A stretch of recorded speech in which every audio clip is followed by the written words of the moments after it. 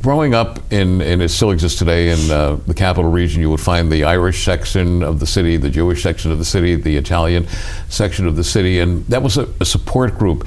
Do you find that today, with all of the different various backgrounds, that the same thing is happening, where certain ethnic groups will end up in certain parts of New York State? Because there's, like Amsterdam, a very Hispanic city. Yeah, I think that definitely happens. Once you've got you know, some people in a neighborhood, then it's more comfortable for others coming. They can speak their own language. The children, you know, can communicate while they're learning English, which happens amazingly quickly. I haven't been in Albany as long as you have, apparently, but I'm told that some of the same streets that the Italian immigrants in particular lived on are now streets that many refugees live on. So that's kind of interesting how the waves come many years later. And one of the things we've noticed is that if there's a religious leader or a tribal or community, ethnic community leader living someplace, then people want to live near them. So we've seen that. One thing you said to me recently, the face of the capital region and New York State is changing. And I really didn't think about it, because I guess I just saw the change but didn't realize we were changing. But you were pointing out that there are different ethnic stores or ethnic restaurants that never existed before. You want to talk about that a little bit? Yeah, so again, I think like times gone by where you know, Italian food must have been the newfangled thing at one point, but there's a new Burmese restaurant and places like Utica where they've had many refugees over time. You may have heard that Utica is the city that refugees built, because it really never heard that, no. Yeah, it really contributed to turning their economy around. It might have been an article more than 5 years ago, but that was something. So certainly in places like that where people have been resettled longer, they've started more restaurants. Also, I don't know, we have an Iraqi beauty salon, and I've seen some catering.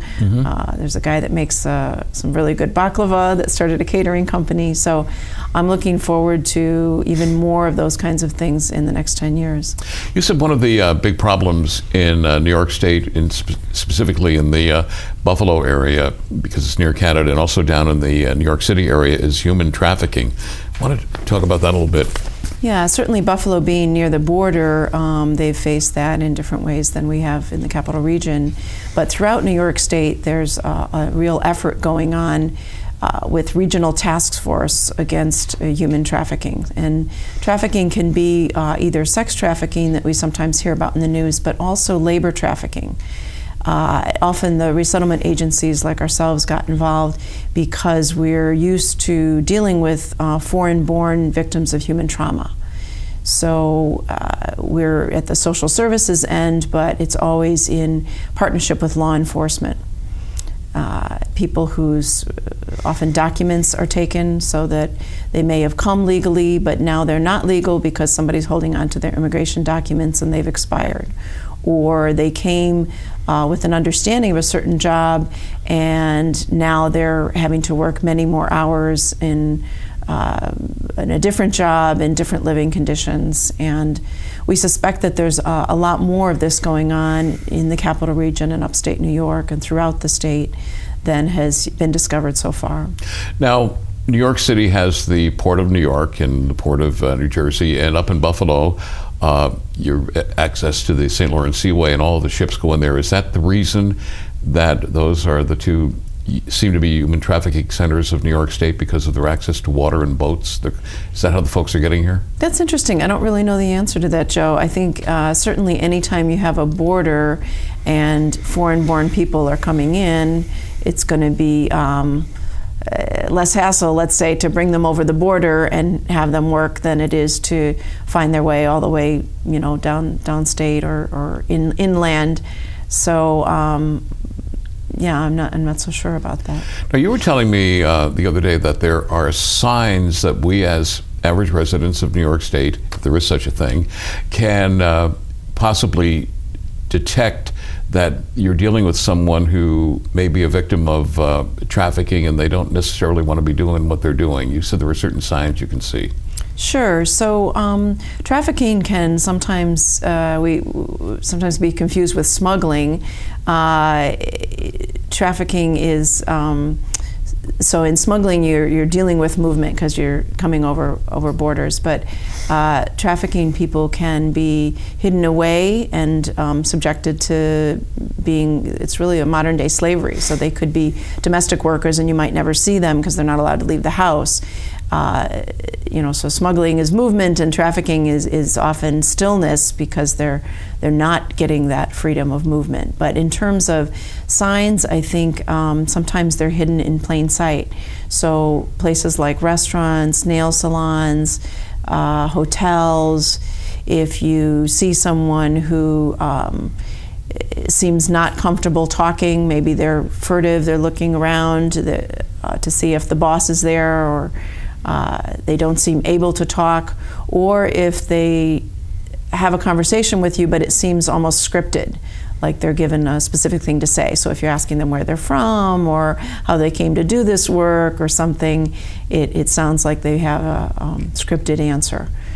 Also, if for some reason you find out that many people are living in a cramped quarters, all doing the same job, or if they're living with the boss, those are some of the things in terms of labor trafficking. Certainly any woman, any person under age 18 that's involved in prostitution is automatically considered trafficking.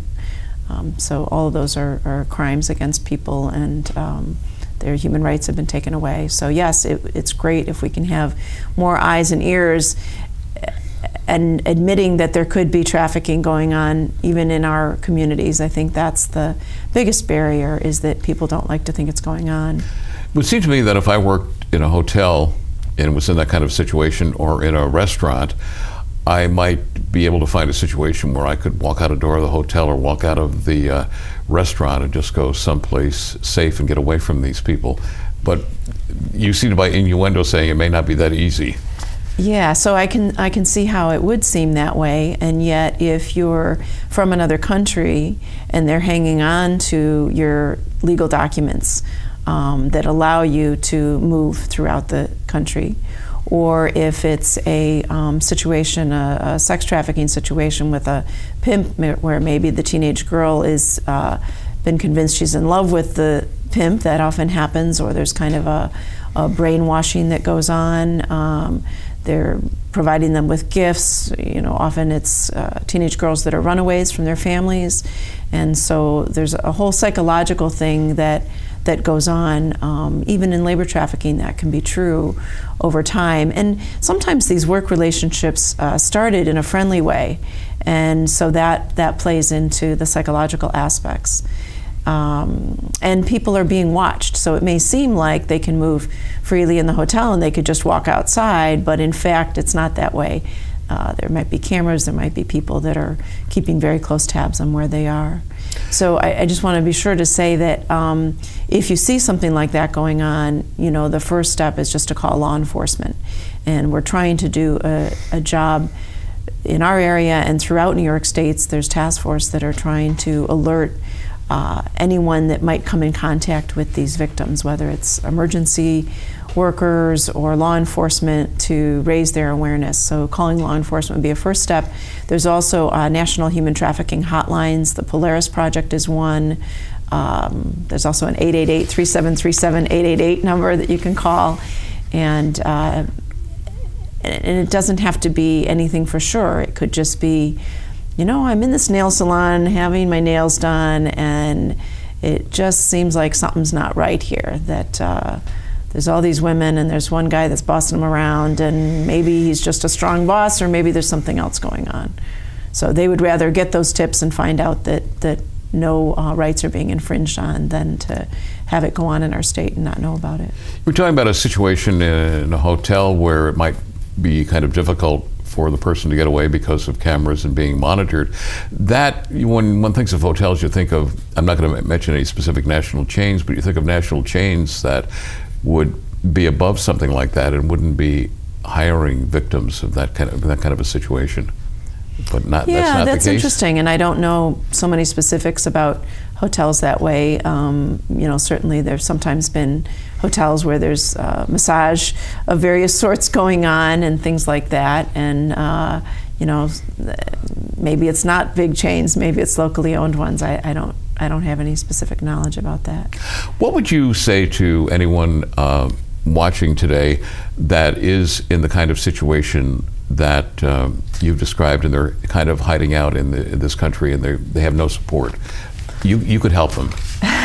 So I think just knowing that there are services out there, and so if they can call one of the hotlines or find some way to alert a law enforcement, or get word out somehow, sometimes it's done through family members even, then there's help. There, both, even if they're illegally here, there are, the law enforcement can provide them with some protection if they're willing to help with an investigation, and which can save other people from going through the same thing. And there's places like ours that can help them find shelter and give them food and see if they can get their legal status so that they can enjoy all the benefits that we do in the United States. Well, Catholic Charities does a lot to help people in that situation, don't they? Yes, they do. Yes, they do. They have both in trafficking, and they've also been on a nationwide. They are involved in refugee resettlement as well. We've only got about a minute and a half left. Is there anything that you would like to mention today that we haven't mentioned, or reinforce one more time for our viewers? Sure, thanks, Joe. I guess just that refugees and refugee resettlement agencies have very limited resources. These are people that are resilient and can really use your help. So whether it's monetary donations or tutoring after-school kids, or donations of furniture and household goods, everybody sort of has something that they're happy to clear out of their closet. So throughout New York State, there's a lot of refugees that could really use some more support.